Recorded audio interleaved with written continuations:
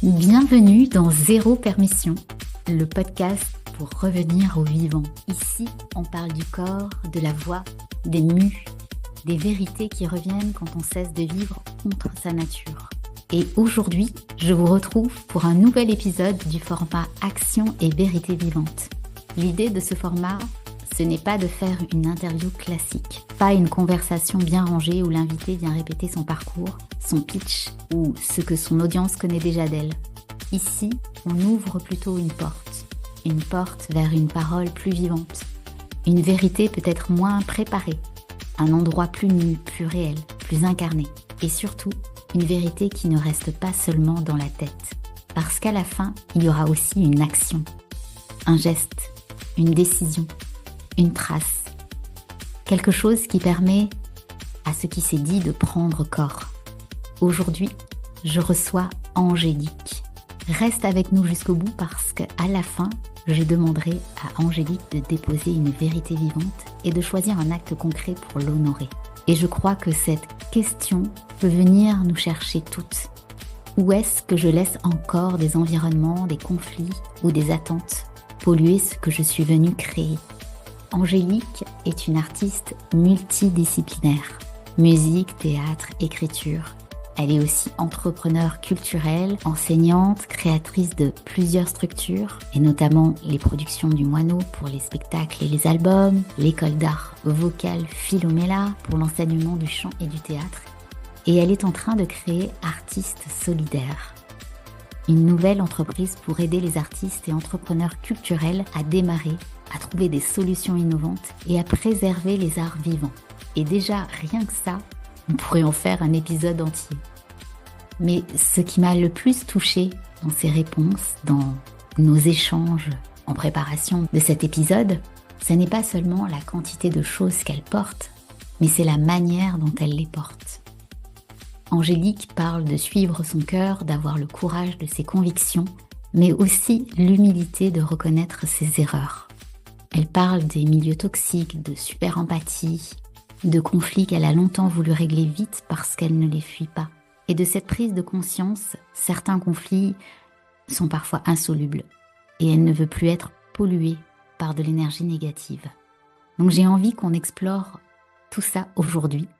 Comment rester vivante quand on crée dans des milieux parfois toxiques ? Comment continuer à aimer le collectif sans se sacrifier pour lui ? Comment préserver les arts vivants sans laisser son propre vivant s'épuiser ? Comment suivre son cœur sans confondre courage et suradaptation ?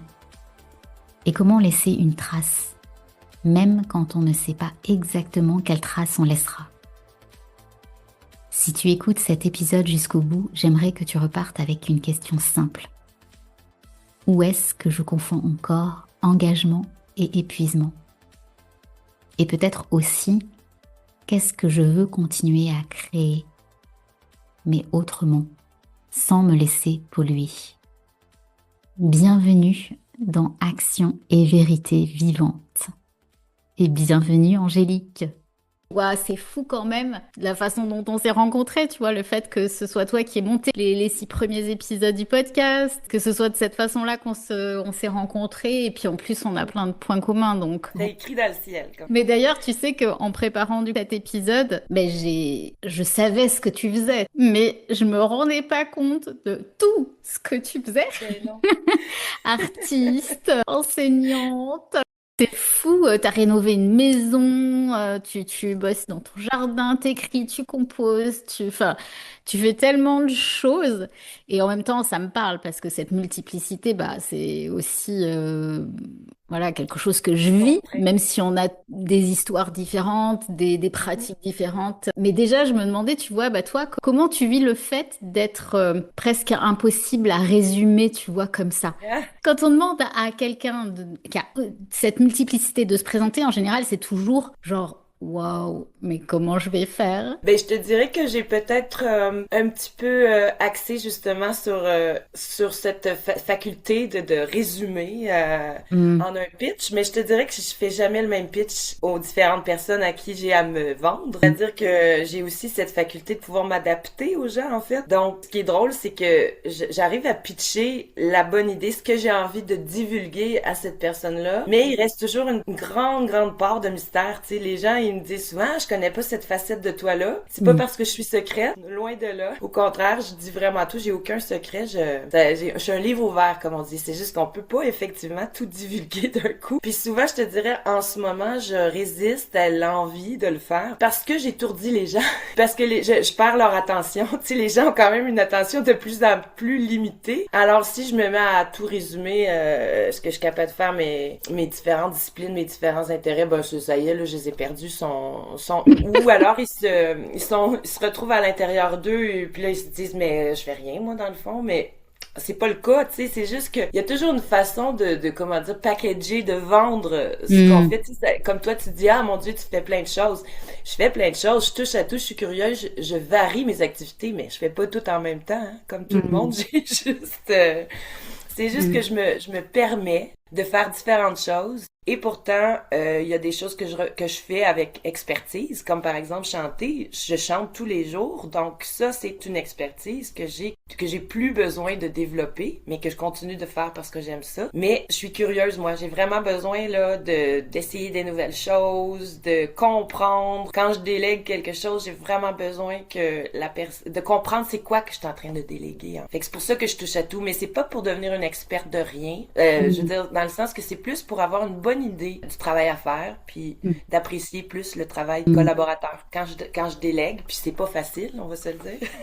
Tu te présentes comme une donc artiste multidisciplinaire et aussi une entrepreneur culturelle. Et justement, j'avais envie de te demander, bah, qu'est-ce que ces mots ne disent pas encore de toi? Tu vois, qu'est-ce qu'il y a derrière, quoi? Ben, qui disent pas de moi, je te dirais que une chose que mes amis savent, mais peut-être moins le public, c'est que j'ai quand même un côté très de gauche, tu sais, très anarchiste, on va dire. C'est-à-dire que je fais confiance en l'humain. Je trouve qu'on est dans une société qui déresponsabilise en fait ses individus. Mon objectif, c'est vraiment de faire en sorte que les gens redeviennent responsables, ou en tout cas soient conscients que, hein, on en parlait avec dans ton bel espace, que la liberté, ça vient avec une part de responsabilité.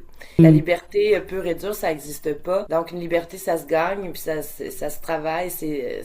On est responsable de sa liberté, de son bonheur, voilà. Je trouve que la société, quand elle face au danger, tout ça, tu sais, en voulant devenir de plus en plus sécuritaire, elle enlève en fait l'autonomie Hmm. aux gens. C'est la même chose dans le marché du travail. Les gens s'imaginent pas qu'ils peuvent devenir entrepreneurs. Ça paraît tellement énorme et tellement compliqué. Puis j'ai l'impression que ça l'est peut-être plus ailleurs qu'au Québec. J'ai l'impression qu'ici, on a quand même une belle ouverture à l'entrepreneuriat, mais je te dirais que c'est quand même compliqué. Puis c'est pas évident non plus dans le milieu des arts et de la culture. Qu'est-ce que j'entends par là?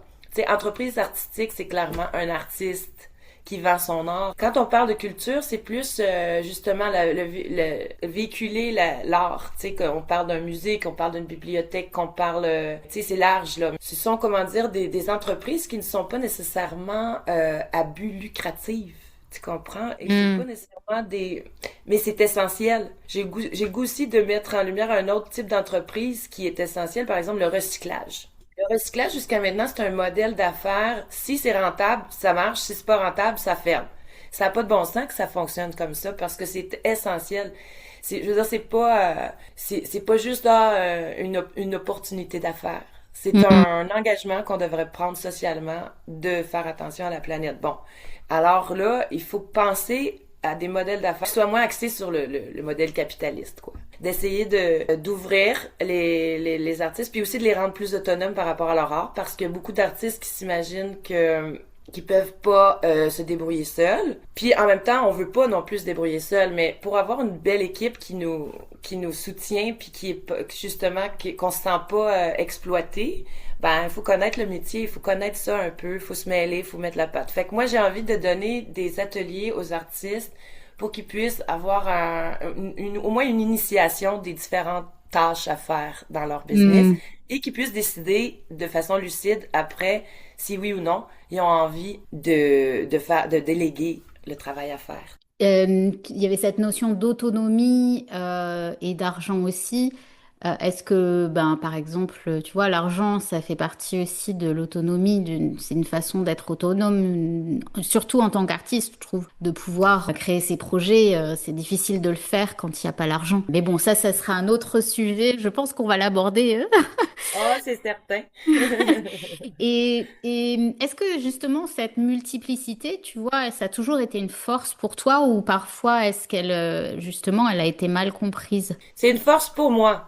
Pour moi, j'ai jamais douté, mais c'était difficile de convaincre les autres que c'était une force. Puis Ouais. tu vois, aujourd'hui, de nos jours, c'est plus le cas.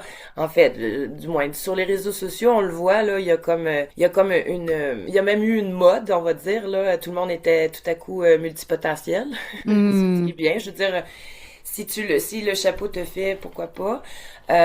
Maintenant, c'est pas nécessairement évident d'être considéré fonctionnel quand on est multipotentiel. Évidemment, avec les années, on finit par prouver qu'on est quand même capable d'arriver à des résultats. Mais comme justement, on est moins focusé, c'est plus long. Mais les forces, par contre, c'est qu'on arrive à voir des choses que d'autres auraient pas vues. Puisqu'on a une vue d'ensemble, on est capable aussi de sortir de sa zone. Donc, comme je te dis, pour moi, c'est clairement une force. Tu sais, genre, jamais j'aurais voulu renoncer à cette force-là. Par contre, effectivement, pour beaucoup de gens, ça leur fait peur. C'est-à-dire qu'ils, comme ils sont pas eux capables de suivre mon cheminement, mon process, ils se sentent à la bourre, quoi. Ben, dans le fond, c'est ça le concept d'une visionnaire. Moi, je vais avoir la vision, puis je vais déléguer des choses plus digérables à différents collaborateurs. Fait que là, c'est ce que j'essaye cette année.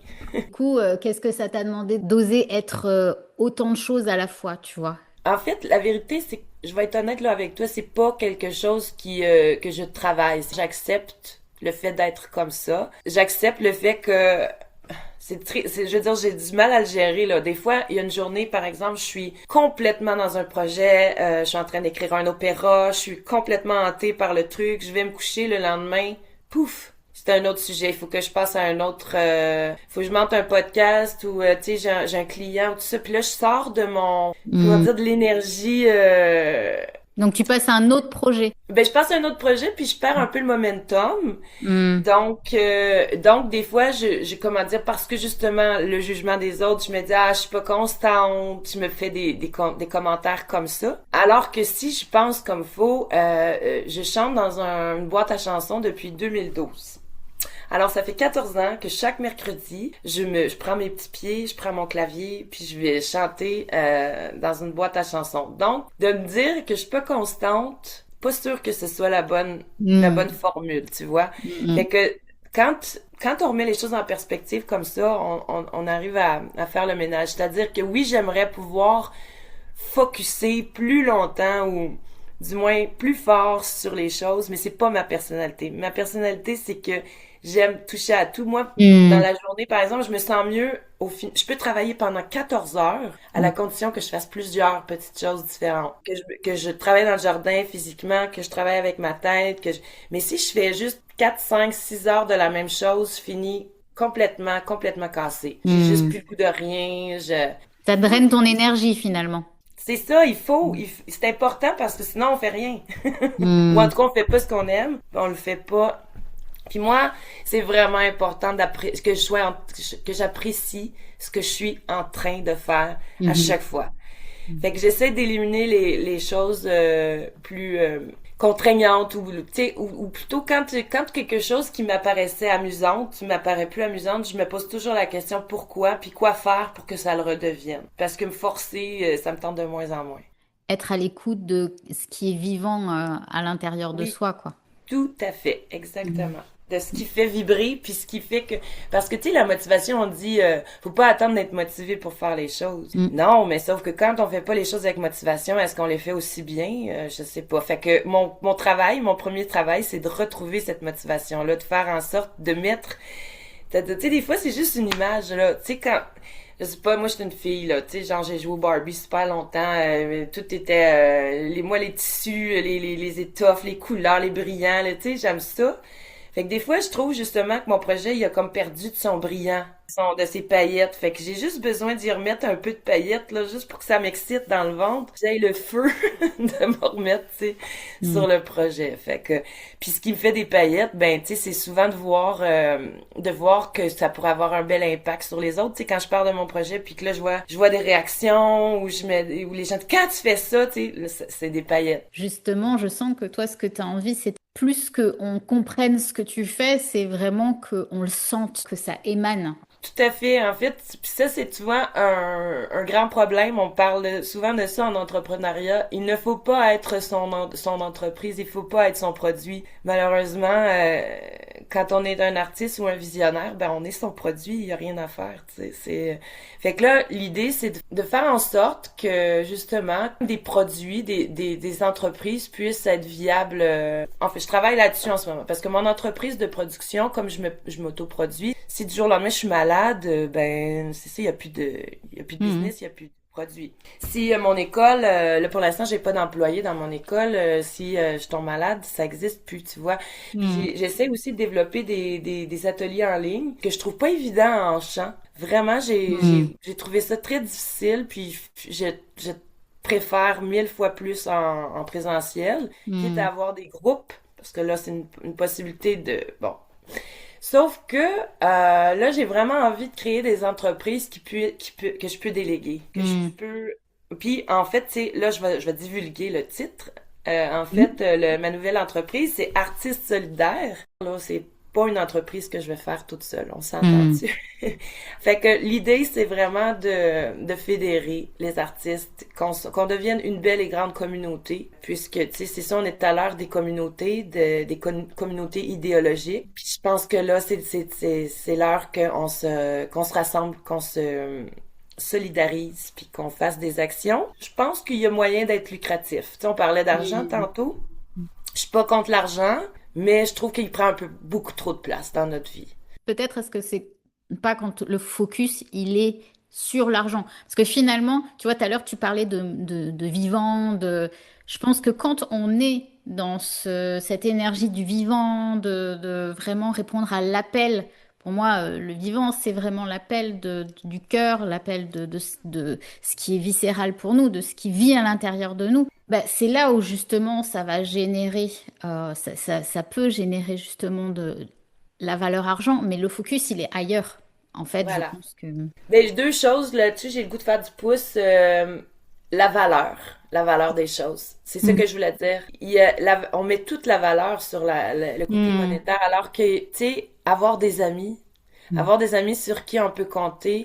Justement, on s'est rencontrés, nous, à l'Académie du podcast. Les gens parlaient, à un moment donné, il a fait une activité, projetez-vous, imaginez-vous, là, dans votre situation idéale, puis il y avait beaucoup de gens qui disaient, ben moi, j'aimerais avoir mon entreprise, gérer mon horaire, faire ce que je veux, me sentir plus libre, avoir une maison, qui donne sur l'eau, puis là, mais mon Dieu, j'ai tout ça, moi. Fait que là, j'ai dit, OK, c'est clairement, je viens chercher autre chose, moi. C'est pas, tu sais, genre, parce que. Puis là, c'est là que j'ai pris conscience, en fait, tu sais, que. Bon, ça, on le sait, là, le gazon est toujours plus vert chez le voisin, là. Mais tu sais que des gens, on projette toujours un idéal, puis finalement, quand on l'a, c'est pas nécessairement l'idéal, tu sais. Fait qu'avoir une maison, ça veut dire quoi? Faire des rénaux constamment, avoir des problèmes, genre l'égout qui reflue, puis t'es obligé de faire ça alors que t'as un spectacle à aller faire. Voilà, tu sais. J'en ai vécu des horreurs parce que justement, j'y crois à mon rêve. Parce que fait que tu sais, c'est comme j'ai toujours dit, moi si j'ai envie de faire quelque chose, je le fais, mais j'assume. Les rêves ont un prix.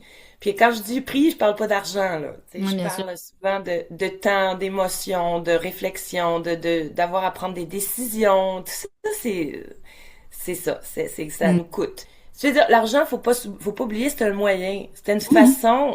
une façon d'échanger de la valeur. Mais il a pris un tournant que je trouve complètement qui déshumanise en fait, qui nous fait oublier que c'était une manière d'améliorer nos vies. Puis dans le fond, c'est une manière d'améliorer le sort de juste quelques poignées de gens. Puis plus ça va, pire c'est. Fait que oui, il faut changer le fonctionnement, il faut changer le système. Comment on fait ça? Ben, on fait jamais ça en douceur, hein. En général, il faut faire des actions un petit peu choquantes, on va dire, surtout pour ceux pour qui ça fonctionne en ce moment. Fait que, tu sais, c'est de la résistance, c'est de la politique. Moi, la politique, ça m'intéresse un petit peu moins.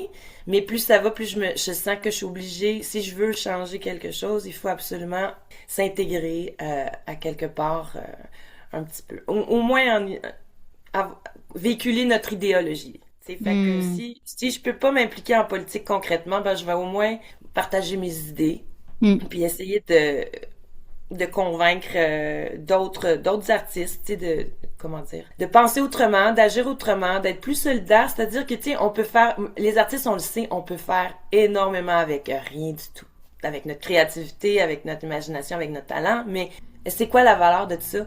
L'autre chose qui m'agresse aussi, c'est la valeur des gens. This person is worth. Quand je vois cette formule-là, ça me dégoûte. Parce qu'on le sait que ces gens-là qui valent cher, souvent ils valent pas très cher. En tout cas, bref, ça c'est mon opinion. Mais tu sais, la valeur des gens, c'est quoi ça? En tout cas, bref, il y a tout. Je pense que ça serait un podcast en soi, juste parler de ça. Exactement. Mais moi, j'avais envie qu'on revienne sur le mot vivant, justement, parce que c'est quelque chose qui, déjà, bah, ça revient beaucoup dans mon univers, mais toi, tu parles aussi de préserver les arts vivants. Oui. Et j'ai l'impression qu'il y a quelque chose à creuser de ce côté-là. Qu'est-ce que, justement, on préserve vraiment quand on préserve les arts vivants pour toi? Qu'est-ce que ça signifie, en fait? Bon, art vivant, là, c'est vraiment large. Ça veut dire pratique. Ça veut dire en direct. Okay, ça veut dire quelqu'un qui se manifeste, peu importe comment, devant un public, donc vivant. Par rapport aux arts numériques, par rapport au cinéma, par rapport à tout ce qui se fait en amont, puis qui se présente ensuite, une œuvre d'art. Par exemple, une peinture, c'est pas un art vivant, à moins qu'on fasse une peinture en direct. Là, ça devient de l'art vivant, tu vois. Pourquoi l'art vivant est important à l'ère du numérique et de l'IA? Ben, c'est parce que, en fait, les gens consommaient, avant même l'IA, on avait quand même déjà un enjeu important. Les gens consommaient sur Internet de façon gratuite. Alors, tu sais, déjà, c'est pas juste l'intelligence artificielle qui a amené les difficultés, là. Il y a aussi, je sais pas si c'est un concept qui te parle, mais les arts vivants, par rapport à d'autres produits culturels, je dis produits culturels, par exemple un album, un DVD, donc les arts vivants n'ont pas de coût compressible. C'est-à-dire que c'est pas possible de dire, bon, ben, vu que je te book 10 fois, ben, je vais te payer un dixième chaque soir. Fait que, si tu bookes 10 soirs, ben c'est 10 fois le salaire des artistes, 10 fois le salaire tu sais, fait que les coûts en étant pas compressibles, ça fait que les coûts du spectacle vivant augmentent de façon exponentielle par rapport au reste. Et on sait que l'inflation est importante, puis tout coûte de plus en plus cher, mais le spectacle vivant, c'est pire. Donc, ce que ça fait, c'est que ça oblige donc le gouvernement, si on veut préserver la culture, l'art vivant, à subventionner. Mais si une société est complètement subventionnée, qu'est-ce qui arrive avec le discours et avec parce que tu sais l'art pour moi de l'art c'est pas décoratif là, c'est fait pour choquer, pour faire changer les mentalités. Je veux dire, c'est fait pour amener un nouveau point de vue, pour éclairer, en tout cas, c'est fait pour être précurseur puis être pas nécessairement en phase avec le discours ambiant.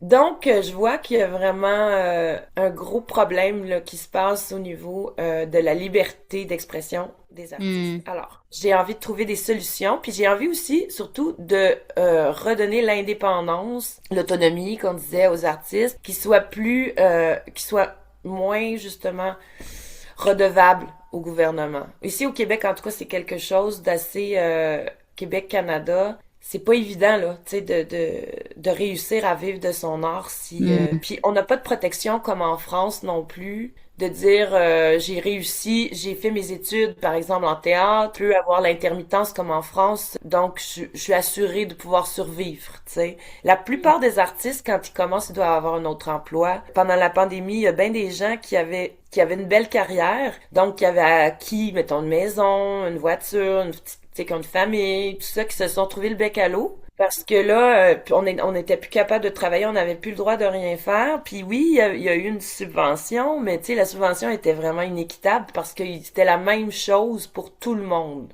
Donc, si t'es un petit artiste qui habite dans une commune avec 12 artistes, t'avais le même montant que si t'es quelqu'un, un travailleur, tu sais, que si t'avais une maison, une famille, machin. Fait qu'il y a ben des artistes qui ont dû rechanger de carrière, puis c'est pas évident, là. On va s'entendre que c'est de l'investissement, fait que souvent, ben, ça fait que finalement, ils ont juste arrêté de faire de la création, puis se sont mis les pieds dans une job.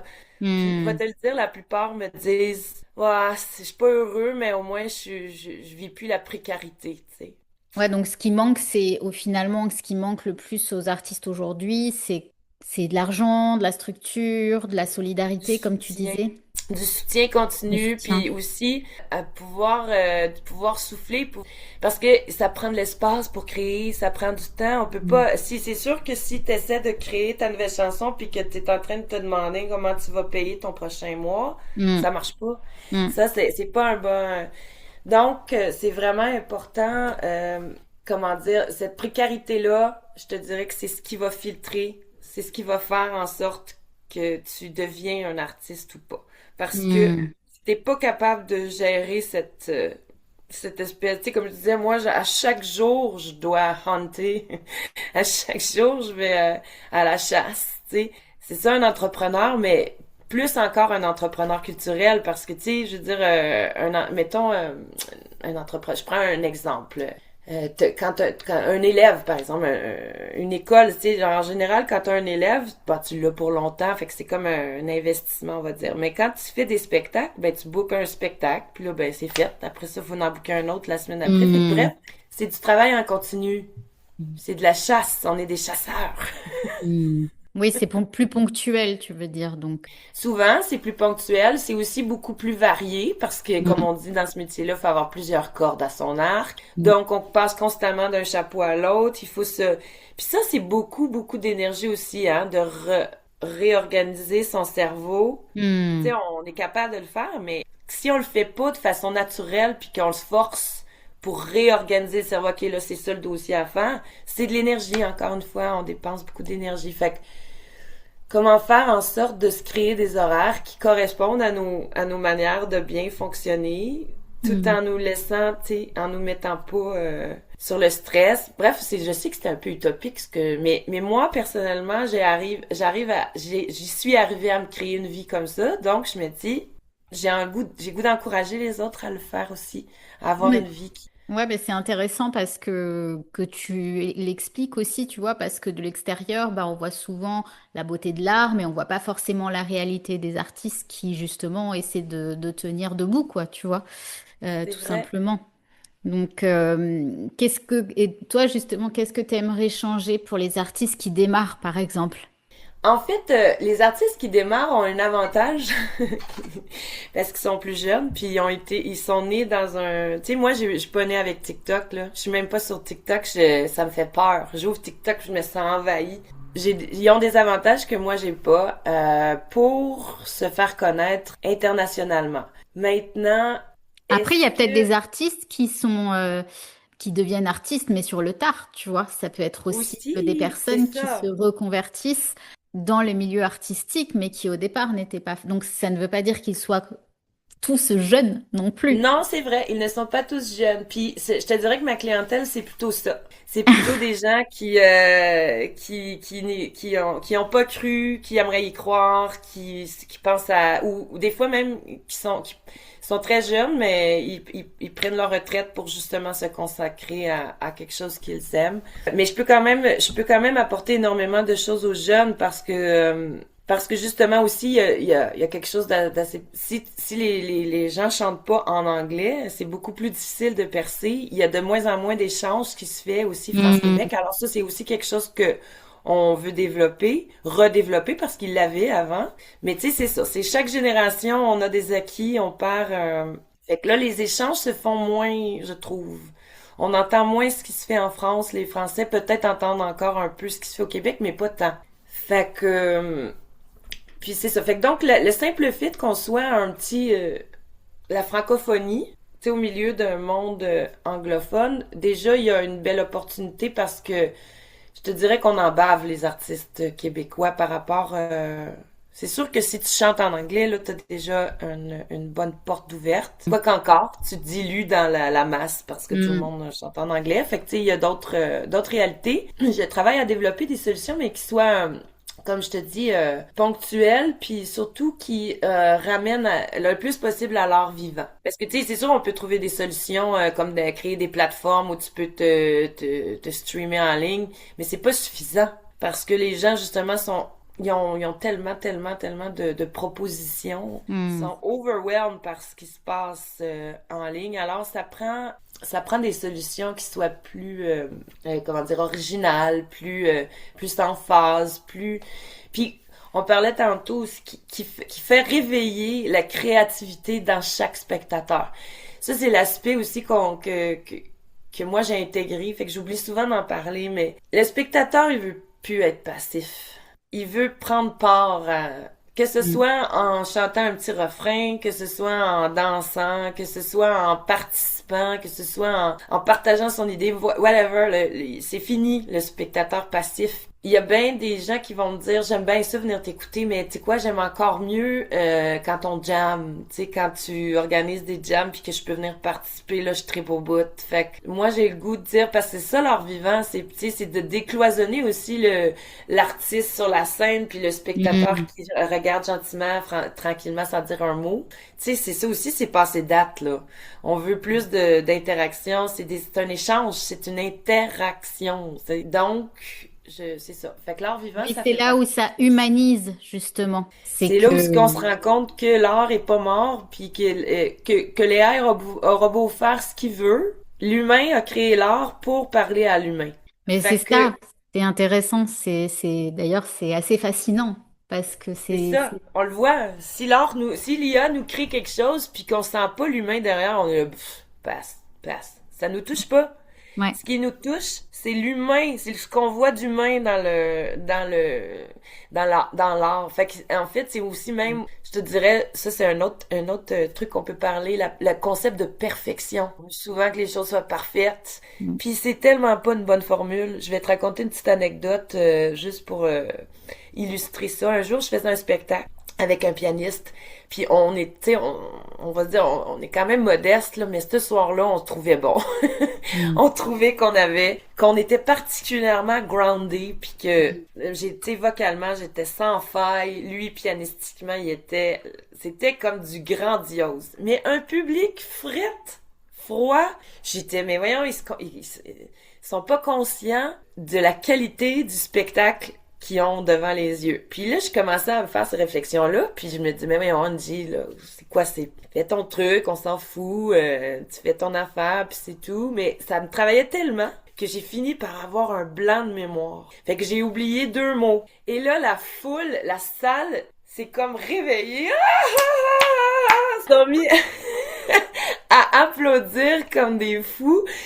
Puis, tu sais, à rigoler. Puis là, j'étais outrée. Écoute, j'étais noire de rage. À l'intérieur de moi, évidemment, j'avais un grand sourire. Je dis, mais ils sont complètement, tu sais, ils applaudissent mon erreur.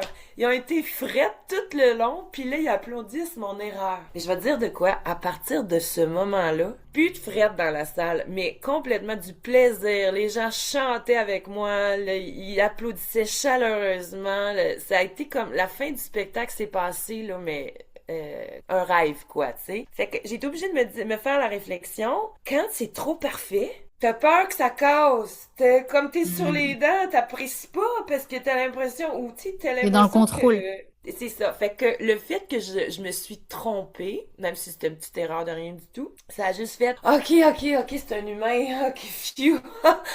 Puis ils ont comme, je sais pas, ils ont relâché leur tension, ils ont arrêté d'avoir peur que j'échappe le pot puis qu'il se casse, tu sais, genre. Fait que c'est là que j'ai découvert la perfection, c'est vraiment pas la voix. C'est pas ça qui parle aux humains, c'est pas ça qui les touche, c'est pas, Mm. au contraire, c'est, puis je me le suis fait dire souvent. J'ai une grande autrice, pas une autrice, excuse-moi, une grande dame de théâtre qui s'appelle Paul Pelletier ici au Québec, qui donne des ateliers, elle a ce qu'on appelle le dojo pour acteurs. Fait que, Mhm. Ça t'intéresserait d'ailleurs, les 7 lois de la présence. Vraiment, je t'encourage à aller voir ça. Puis on faisait des activités, tout ça. Puis moi, je suis une danseuse de ballet, alors je marchais. Puis le but de l'exercice, c'était d'exacerber nos défauts. Tu sais, quand on a des petits défauts, des petits débalancements. Puis là, on se créait des personnages comme ça. Puis là, pendant comme des minutes et des minutes, personne disait rien. Je marchais, puis à un moment donné, elle me dit, t'es bien harmonieuse, hein? Puis là, j'ai dit, ouais. J'étais fière, tu sais. Et elle me dit, c'est plate. Il se passe rien. J'ai compris que, bon, tout ce que je cherchais à être, l'harmonie, la perfection, la fille, tu sais, sans faille, lisse, qui, c'était trop pas la voie, tu sais. Fait que j'ai arrêté. J'ai dit, bon, ben, soyons rugueux, disons ce qu'on pense, puis choquons si ça se trouve, parce que c'est plus intéressant. J'ai envie de dire soyons tout simplement, quoi. Soyons, voilà. Mm. Mais ça, c'est un autre bel enjeu. Quand on est jeune, on nous dit ça, faut que tu sois toi-même. Mais moi, je savais pas j'étais qui. Mm. J'étais une actrice, alors j'étais une éponge. J'étais prête à être n'importe quoi, n'importe qui. Je voulais pas être quelqu'un d'autre. Puis je voulais me permettre d'essayer d'être des affaires différentes, tu sais. Aujourd'hui, c'est différent, là. Je suis plus vieille, j'ai une bonne idée de ce qui me plaît moins. J'ai Mm. fait des réflexions. Là, j'arrive à assumer pleinement qui je suis. Mais je dirais que se donner la possibilité de pas se mettre dans une boîte, on n'est pas obligé de savoir qui on est à 21 ans, 22, 25 ans, là. Mm. On se découvre encore, tu sais. Ça m'agace beaucoup, cette conception. Tu sais, c'est même pire que ça. Des fois, à 16 ans, il faut savoir déjà ce qu'on veut faire puis dans quoi on va se planter les pieds. C'est ridicule. Ridicule. Même encore aujourd'hui, j'ai un nouvel intérêt. J'arrête pas d'aller étudier. Là, j'ai décidé que, tu sais, comme à la pandémie, j'ai décidé que je devenais pianiste. Jamais que ça m'avait traversé l'esprit de faire ça avant. Mais c'est ça, il faut se laisser. Mais c'est ça le vivant aussi, c'est accepter Exact. le vivant en soi, de répondre à cet appel, quoi. Et Voilà. d'ailleurs, tu disais que tu voulais transmettre qu'il faut suivre son cœur et d'avoir aussi le courage de ses convictions, de reconnaître ses erreurs, etc. D'humilité aussi. Enfin, il y avait cette notion. Et comment toi, tu fais la différence entre justement quand tu suis ton cœur, en fait, à quel moment le cœur, ça devient clair chez toi? Moi, j'ai une intuition de ouf, puis j'y fais confiance. Hmm. En fait, c'est ça, j'ai développé la confiance en mon intuition. Au début, j'avais pas confiance, mais à un moment donné, j'ai pris suivre mon cœur. Tu sais, on dit souvent là, faut vivre au moment présent. Moi, je connais rien d'autre. Moi, quand quelqu'un me dit ça, j'ai une mauvaise mémoire du passé. Quand je m'en souviens, c'est toujours pour illustrer quelque chose au présent. Puis je me projette, je sais me projeter, mais je me projette dans tellement de scénarios différents sauf que j'ai pas vraiment d'attente envers l'avenir. Tu sais, c'est plus j'aime me projeter, j'aime rêver, j'aime m'imaginer, j'aime créer quoi. Parce que ça fait Hmm. partie de on peut pas créer sans vision, sans se projeter un peu, tu sais. Sauf que si au moment présent, je suis pas bien. Je vis quelque chose genre ça marche pas là, j'ai juste le goût de crier ou quoi. J'ai besoin de régler ça maintenant. Moi, vivre au présent, ça veut dire faire en sorte de plus me sentir comme ça maintenant. Bon, parfois, on se rend compte à la réflexion, bon, je peux pas vraiment régler la situation aujourd'hui. Est-ce que je peux mettre ça en stand-by? Est-ce que je peux au moins me donner des pistes qui vont, comment dire, calmer mon cœur puis me permettre de passer à d'autres Hmm. choses, faire d'autres choses. Mais tu sais, c'est ça, suivre son cœur, c'est comme, ça veut dire autant les choses qui nous enthousiasment que les choses qui nous dégoûtent ou qui nous, tu sais, parfois, on a l'instinct comme il y avait un beau projet, ça avait l'air super cool, j'avais vraiment envie de le faire, mais là bon, un exemple concret, elle me demande de répéter, elle me donne ses dates de disponibilité, je lui dis je suis pas disponible ce jour-là, puis elle insiste. Puis là, je dis, ben, je suis pas disponible. Ben, il faudrait que tu te rendes disponible. Finalement, j'ai dit, ben, je pense pas que je vais être capable de me rendre disponible. Fait que je te conseille de plus miser sur l'autre date. Puis là, arrivé le jour date, le jour J, pardon, la date en question, elle m'appelle, puis elle me dit, t'es pas là? J'ai dit, non, je pouvais pas, je te l'ai dit déjà, tu sais. Et puis elle m'a engueulé, comme quoi j'étais pas sérieuse et tout. Puis là, ben, tu sais, j'avais deux choix. J'avais le choix de me sentir comme, ah, elle a peut-être raison, je suis pas sérieuse, ou de faire, regarde ben, là. Moi, j'ai été honnête, je t'ai dit comment je t'ai donné mon, puis Cadre. j'ai été flexible même dans ça. Puis toi, t'as rien voulu entendre. Alors je pense, mon instinct, c'est de dire non. Ton projet a l'air super le fun, mais le contexte dans lequel ça se dessine, ça me met mal à l'aise, donc non. Fait que j'en ai manqué des opportunités d'affaires, simplement parce que mon cœur disait, tu vas te faire plus suer que d'autres choses. Donc finalement, tu le sentais dans ton corps aussi. Dans mon Parce- corps, c'est Mm. dans mon corps que ça se passe. C'est Mm. vraiment ton corps qui le dit avant. Tu sais, quand tu te mets à shaker, là, pis tu sais pas trop, pis là, ta tête dit, Mm. voyons, pourquoi tu es nerveux? C'est Mm. important d'y prendre, ton corps, il te parle. Puis moi, Mm. ben, je suis une comédienne, fait que si j'ai cette espèce de, tout de suite, j'analyse, tu sais. En fait, une activité que j'aimais faire quand j'étais jeune, je m'assoyais dans un café, puis j'essayais de comprendre l'émotion des gens par rapport à comment ils bougeaient, comment ils interagissaient, le pitch de la voix, j'essayais d'imaginer ce qui est arrivé avant, tu sais. Donc, d'être... ce que ça permet de faire, c'est que ça me permet de moi aussi faire le bilan de... Tu sais, des fois, mettons, tu réagis, quelqu'un te parle, puis tu dis ça, tu réagis avec véhémence, mais moi tout de suite après je dis ouais, hein, j'avais de l'émotion quand j'ai dit ça, clairement ça me laisse pas indifférente. Je suis toujours honnête par rapport à mes émotions, ce qui me permet d'avoir premièrement des bonnes relations interpersonnelles. C'est vraiment rare que j'ai des conflits en général, j'aime pas les conflits parce que justement il y a rien de grave là, tu sais. On a des émotions mais c'est pas la fin du monde. Si on est capable de les nommer, c'est fini. Surtout que toi, enfin comme je pense moi et d'autres personnes qui vont nous écouter, tu es une super empathe. Donc forcément que les conflits, c'est quelque chose qui n'est pas évident quand on est dans cette empathie. Et Non, justement, par rapport à ça, et notamment cet épisode, tu vois, qu'est-ce que tu as compris sur ta manière d'entrer dans les conflits ou dans quasiment parfois, tu vois, des environnements toxiques aussi, parce qu'on peut se retrouver dans des environnements toxiques. plus on a d'occasion de rencontrer des gens, hein, comme quand on est artiste, plus on a d'occasion de rencontrer aussi...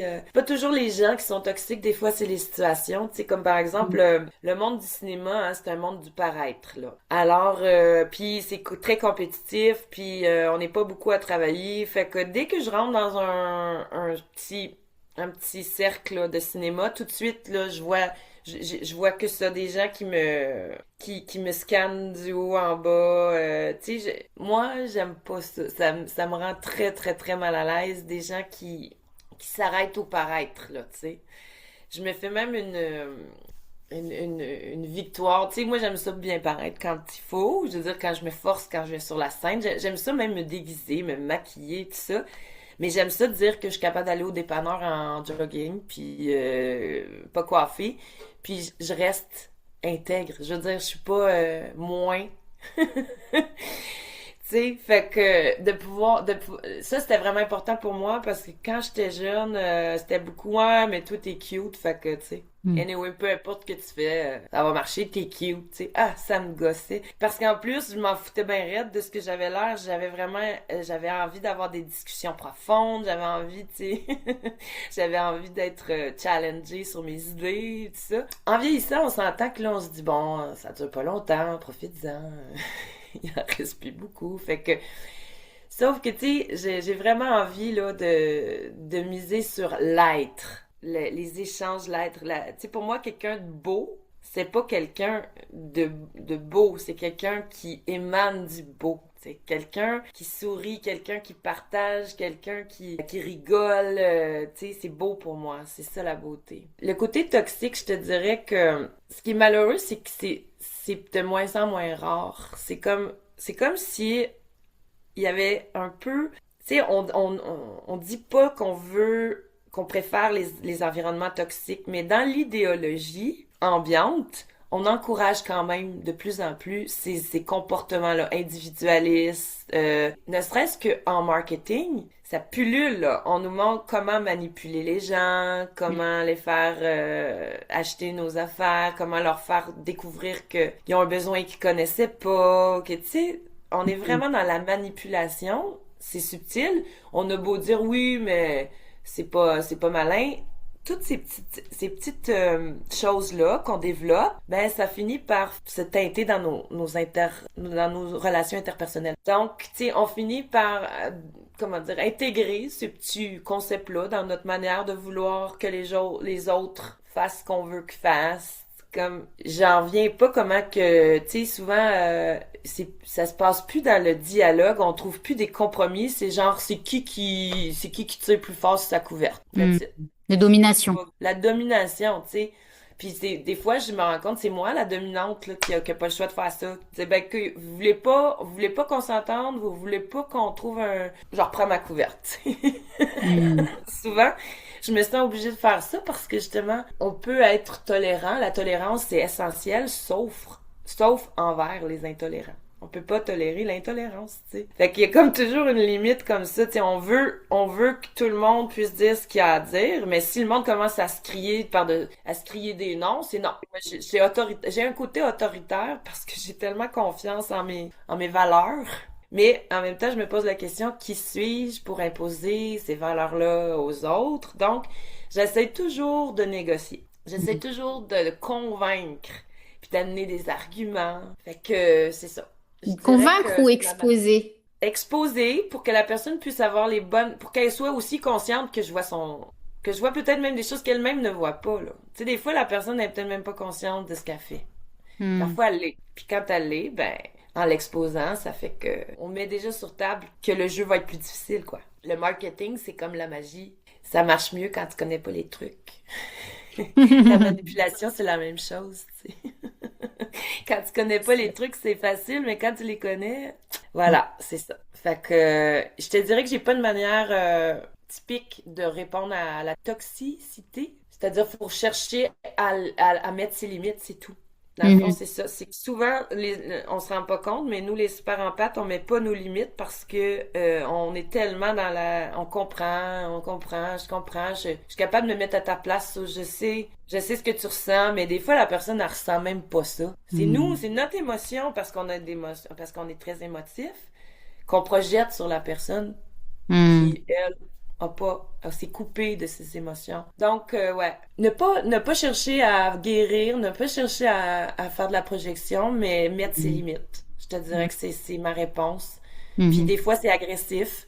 Je me suis découvert une agressivité que me connaissais pas, ou plutôt que j'ai tellement tenté de camoufler, puis qu'aujourd'hui, j'assume à mort parce que je sais qu'elle est canalisée aux bons endroits. En général, on s'entend, là, je suis pas une sainte, là. Ça m'arrive des fois d'exploser. Les machines, des fois, ça me fait exploser.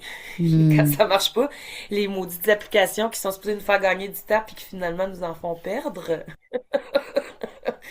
Je suis capable quand même de me fâcher, là, mais j'essaie que ça soit pas envers les personnes. Oui, et puis après, il y a cette liberté, comme tu disais, de décider si un conflit mérite notre énergie ou pas, si Voilà.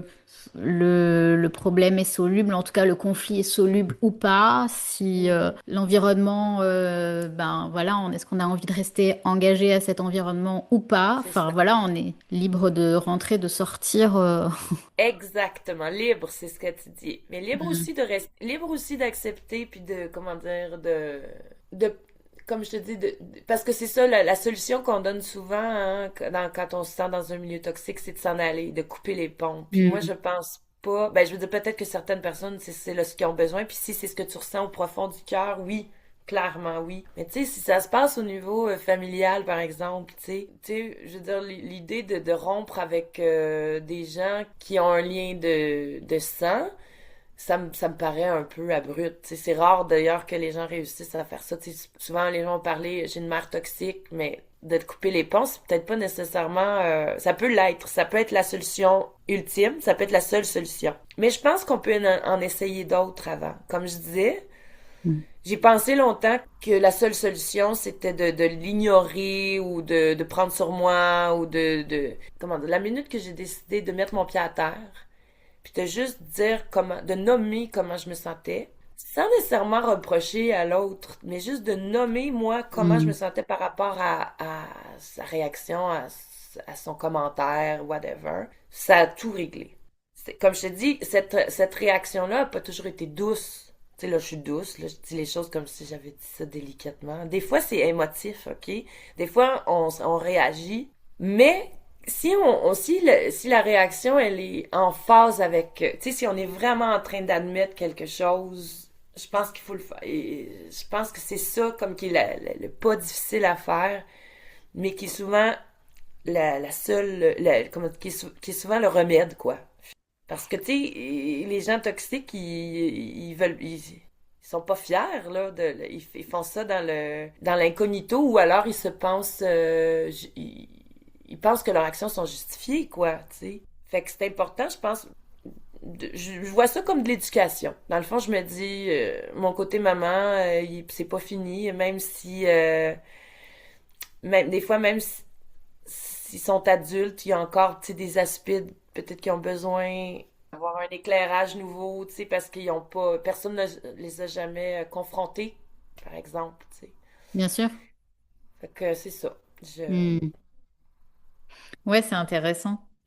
Mais finalement, c'est de comprendre qu'on est responsable de nos décisions, de nos... qu'est-ce qui est juste en fait pour nous à ce moment-là? Exactement. De faire en sorte que on se laisse pas, comment dire, que nos décisions soient pas en conséquence de comment les autres vont recevoir. Maintenant, gérer la déception, c'est un autre enjeu. Ensuite, il faut accepter que les autres, en fait, les autres ont souvent plus d'attentes que nous-mêmes Hmm. envers nous. Oui, mais c'est des projections.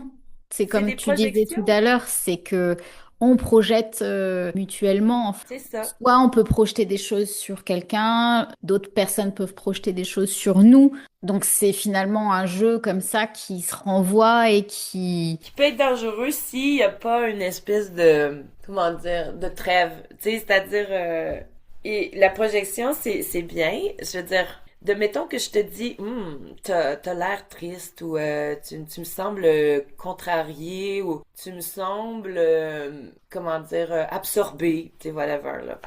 C'est de faire c'est de notifier à la personne, je vois qu'il y a quelque chose qui, est-ce que tu as envie d'en parler? Est-ce que, tu sais, après, si la personne me dit, ah, non, non, non, ah, ok, bon, excuse-moi, j'imagine que tu pensais à quelque chose, tu sais, c'est-à-dire, c'est correct de projeter, mais c'est important de pas rester dans cette projection-là. Tu sais, c'est souvent, le fait de projeter, ça l'ouvre la porte à la discussion, on va dire, puis à la vérité, qui est peut-être parfois pas en tout ce que toi tu pensais. Mais ce qui est important, c'est de pas rester accroché à son idée ou à sa perception. Tu sais, moi, je m'ostine souvent avec des gens qui ont cru comprendre qu'est-ce que je disais, mais qui ont tout compris, qui ont compris comme ils voulaient, quoi, tu sais. Puis là, j'essaie de Hmm. leur expliquer, non, t'as pas compris, voici, il y a une nuance. C'est important de pas interpréter puis de laisser la personne. Puis si, mettons, là, t'es sceptique, tu penses que la personne te ment, ça risque qu'elle a envie de te dire, tu sais, Hmm. il faut respecter les gens aussi dans leur processus, tu sais. Ça sert à rien de les forcer à avoir une révélation, là. Ils vont l'avoir quand ils l'auront, là, tu sais. Fait que toi, tout ce que tu peux faire, comme je te dis, c'est de mettre tes limites, de dire ce que tu perçois. Puis après ça, ça te regarde plus. C'est plus, faut se détacher, tu sais, Hmm. faut pas chercher il y a beaucoup de gens qui essaient d'avoir trop de contrôle sur moi ou sur les autres, là. Puis Hmm. ça vient, ça tout de suite, je suis vraiment, Hmm. regarde, si tu veux le faire, fais-le. Si tu veux que quelqu'un le fasse, demande autour de toi, mais tu peux pas m'imposer de faire quelque chose que toi, tu veux être qu'il soit fait, tu sais. Hmm. Ça marche pas de même. C'est pas comme ça. Fait que moi, je me sens obligée de toujours mettre les choses en vivre et laisser vivre.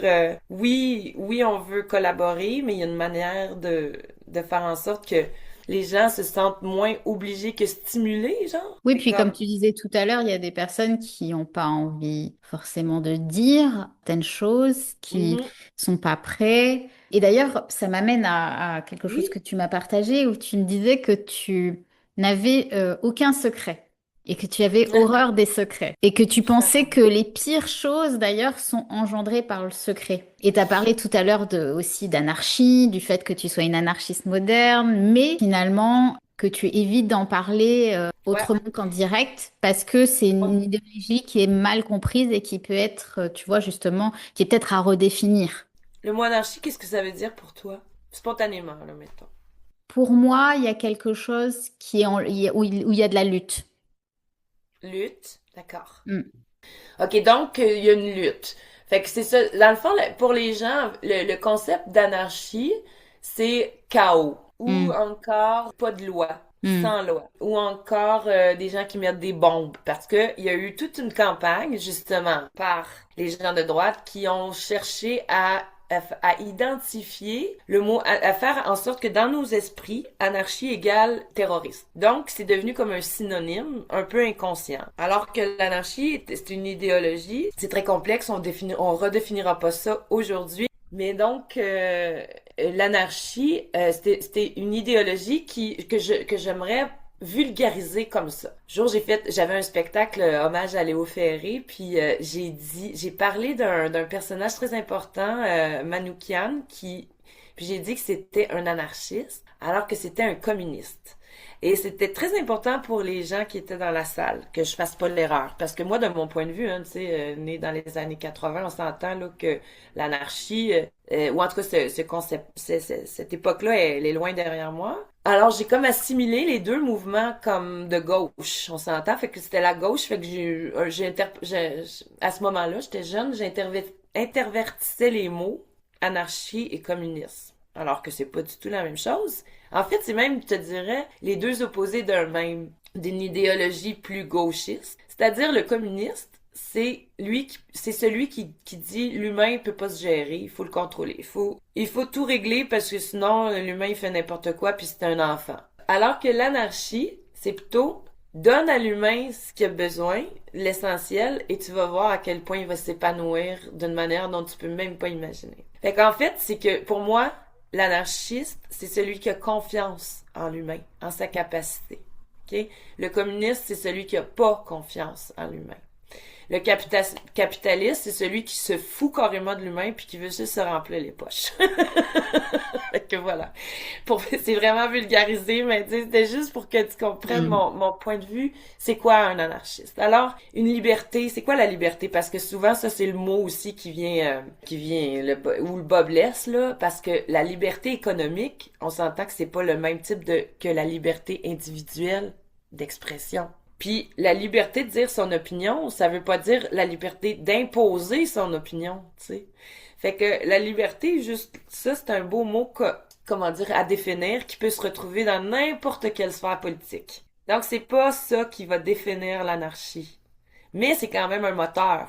La liberté de choisir, la liberté d'être ce qu'on est, la liberté d'être authentique, la liberté de, tu sais. Bref, comment ça se traduit? Ça se traduit souvent avec des actions un peu éclatantes, parce que c'est comme ça que l'humain fonctionne. Oui, il y a des groupes d'anarchistes qui ont fait des coups d'éclat, donc ça a teinté un petit peu l'idéologie. Mais voilà. Donc, ta question, c'était ça, hein, par rapport à... Oui, c'était par rapport à l'anarchie. Déjà, bah, tu l'as exprimé, hein, qu'est-ce que ce mot voulait dire pour toi, Comment je tu le vois, définis? que, au-delà de ce qu'on projette dessus, donc tu l'as très bien expliqué. Après, ce que j'avais envie, c'est de parler justement de ce côté, tu vois, quand tu dis que tu as horreur des secrets, qu'est-ce que Oui, le secret, justement, ça abîme, selon toi? je crois que socialement, le concept du secret, c'est ce qui a créé justement les guerres. Bon, c'est encore une fois très très vulgarisé. Un père qui abuse de ses filles. La mère, les filles, ils ont peur du jugement des autres.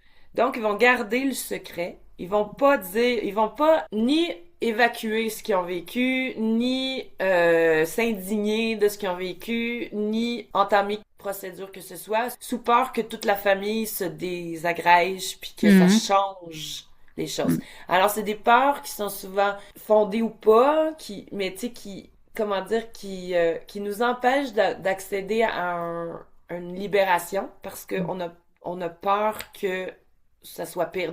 On a peur aussi parce qu'il va y avoir un moment où ça va être difficile, là. Il y a Mhm. toujours on a peur du chaos qui va être généré par notre action, notre divulgation.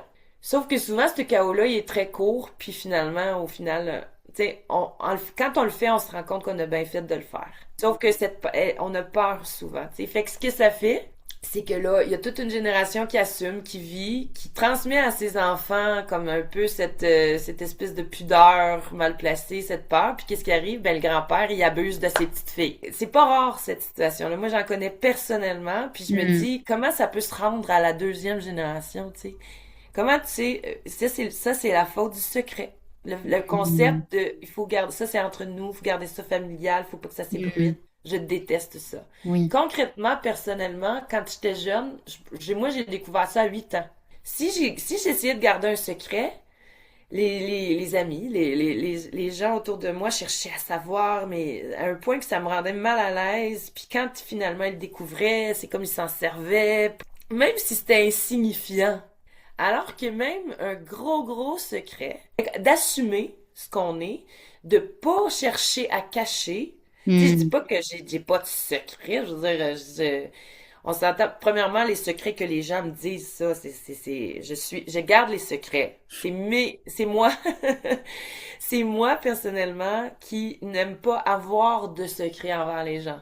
Il y a des secrets pour moi qui sont inadmissibles, mais comment dire, je vais le faire toujours dans le respect le plus possible de la personne. Tu sais, c'est-à-dire que dans un premier temps, je vais aller essayer de voir si je peux pas aider cette personne-là. Tu sais, je veux dire, si mettons là, un enfant se fait battre, c'est quoi, qu'est-ce que l'adulte vit pour se rendre là. Tu sais, je veux dire, c'est sûr que c'est pas juste l'enfant là qui a besoin d'aide puis de conseils. Fait que, Hmm. tu sais, c'est de pas non plus ségréguer, puis c'est la loi, tu battras pas ton enfant, c'est de comprendre là, pourquoi t'en viens là, qu'est-ce qui se passe dans ta vie, est-ce qu'il y a quelque chose que tu peux faire pour limiter là la colère. Est-ce que pour toi, oui, c'est que le secret, c'est peut-être différent de l'intime aussi. Enfin, Ouais, oui, voilà, il y c'est a des ça. nuances. Il y a des nuances, c'est ça. L'intimité, c'est une chose, c'est correct. Moi, je raconte pas ma vie à tout le monde, Mm. les choses intimes, parce que aussi les gens autour de moi ont pas envie que d'être dans les réseaux sociaux, d'être divulgués, donc je respecte ça aussi, c'est important. Mais comme je te dis, on parle de secrets là qui mettent en jeu, tu sais, par exemple, un secret d'entreprise. OK? T'es en train de mettre sur pied un truc, tu gardes ça secret parce que tu veux créer un momentum. Bon, c'est Mm. pas le même genre de secret que de dire on a trouvé le remède pour guérir telle Mm. maladie, puis on le garde secret pour que vous crachiez un maximum de cash. Tu sais, on s'entend dessus que c'est comme le secret, il a pas la même valeur puis Mm. le même impact. Mais parce que Euh, c'est aussi lié à l'intention. À l'intention, fait que voilà, tu sais, fait que si ton secret, c'est vraiment intéressant ce que tu viens de dire parce que c'est vraiment la nuance à faire. Si ton secret est personnel puis engage personne, mais si ton secret c'est parce que tu veux pouvoir, parce, tu sais, dans le fond, souvent, le secret c'est pour pouvoir mieux abuser. Mm. Alors si Manipuler. c'est ça, manipuler, Mm. peut-être que c'est pas une bonne idée de garder ça. Tu sais, peut-être que c'est Mm. pas un bon secret. Bon.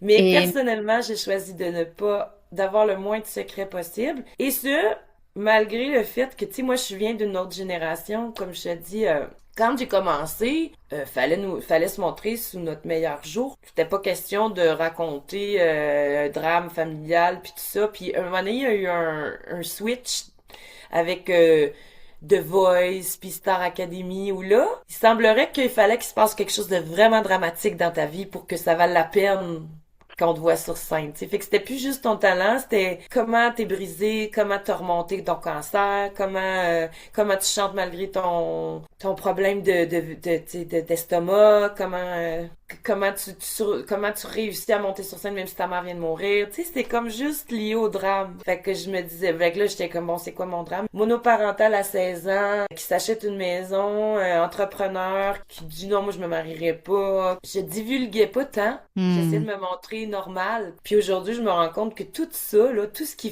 était weird, c'est ce qui fait ma force, puis c'est ce que Mm. les gens apprécient, tu sais. Quelle Mm. foutaise, quoi.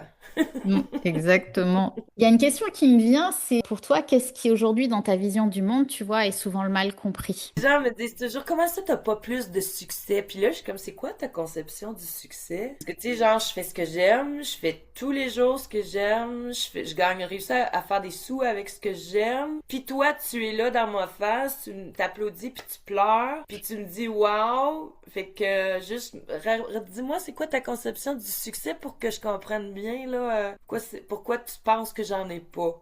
Fait Mm. que les attentes des gens par rapport au succès sont vraiment différentes des miennes. Certaines personnes, c'est d'apparaître à la télé, c'est d'être partout sur les autobus, c'est de pas pouvoir sortir sans que les gens nous abordent. Mm. Honnêtement, les trois affaires que je t'ai nommées, pas sûr que ça m'exciterait tant que ça, tu sais. Genre, je sors dehors, je vois ma face passer sur un autobus, première réaction, malaise, là. Genre, je suis pas en train de me dire, yeah, j'ai réussi! sais, malaise. Je m'entends à la radio, malaise. J'aime ça chanter. J'aime pas ça m'écouter. C'est quoi cette affaire-là? Voyons, t'es pas normal. Aussi, genre, j'ai tellement de musique dans ma tête, là. Quand les gens me disent, ah, tiens, tu vas sûrement aimer ça. Ah, peux-tu arrêter la musique, s'il te plaît? Ah, t'aimes pas la musique? Non, mais c'est parce que tu comprends pas. Il y a de la musique en continu dans ma tête. Pour moi, quand tu mets de la musique, c'est comme un chaos, tu sais. Les gens comprennent pas parce que je suis une musicienne, donc je devrais aimer la musique, tu sais. J'apprécie, mais pour moi, c'est un événement, c'est comme regarder un film. Je peux pas faire ça puis faire d'autres choses. Je peux pas avoir une conversation par-dessus de la musique. Ça marche pas, tu sais. Ça fait que les gens ont souvent la conception que je suis plus mélomane que je le suis. Puis je suis ouverte, j'aime la musique en général, mais j'aime la musique live. Tu sais, moi, me faire écouter un enregistrement, je l'écoute à moitié, là. Mais si t'es là dans ma face, par exemple, là, je vais vraiment apprécier. Tu sais, moi, j'apprécie tous les niveaux, mais même si je suis une chanteuse de haut niveau, puis que si tu me demandes mon opinion, par exemple, quelqu'un que je connais pas qui passe à la radio, je vais avoir, tu sais, je suis quand même, j'ai des critères, je suis capable de critiquer les choses. J'ai ce que j'aime, j'ai ce que j'aime moins. Donc, je suis capable d'évaluer puis de dire ce que j'aime, ce que j'aime. Si un débutant arrive sur scène, il a le courage de monter sur la scène, pour moi, c'est juste ça, ça mérite tout mon encouragement. Tu comprends ce que je veux dire? Fait que ça aussi, les gens sont souvent étonnés. Ah, tu viens voir tel débutant? Mais oui, parce que c'est important d'encourager les gens dès le début, quoi, tu sais. C'est ça, tu sais, je suis attirée beaucoup par la poésie. Fait que des fois, je vais voir des chanteurs qui sont peut-être moins époustouflants vocalement, mais qui me font vraiment vibrer avec leur musique ou avec leur poésie. Ça fait écho à l'audace. Parce que Ouais, toi, tu as été quand même quelqu'un d'audacieux, tu vois. Tu m'as parlé de ta monoparentalité à 16 ans, artiste, enfin, tu vois, entrepreneur. Tu as acheté ta maison à 23 ans. Justement, quand tu regardes cette jeune femme-là, aujourd'hui, qu'est-ce que tu vois? aujourd'hui, quand je pense à cette jeune femme-là, je me dis, tabarnouche, qu'elle avait de l'énergie.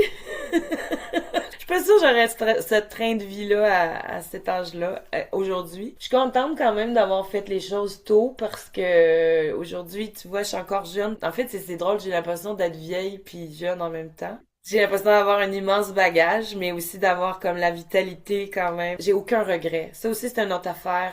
Les regrets, c'est non. Mais je veux dire, c'est des fois, on a des petits regrets, mais des remords, en tout cas, non. Tu sais, j'assume. Vraiment, j'assume. Je dirais pas que c'est facile tous les jours, là. Parce que, tu sais, on s'entend que quand je tombais enceinte à 16 ans, j'avais pas nécessairement... premièrement, je savais pas que le père était schizophrène, qu'il s'avérait finalement avoir des problèmes psychiatriques, fait que le père était juste pas présent du tout, du tout. Mais non seulement, c'est que aussi, c'est quelque chose d'héréditaire, puis malgré le fait que j'ai surveillé quand même, j'ai fait en sorte de surveiller mon fils le plus possible.